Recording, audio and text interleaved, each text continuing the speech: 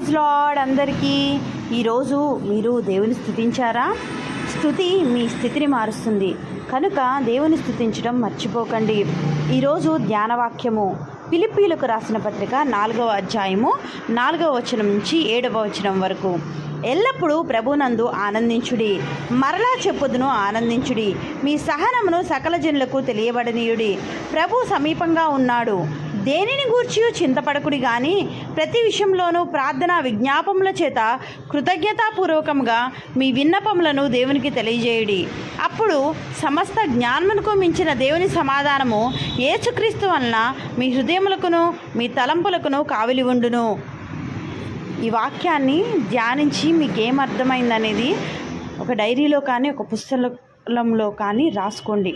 అలానే ప్రార్థన చేయటం మర్చిపోకండి. దేవుడు మిమ్మల్ని దీవించునుగాక.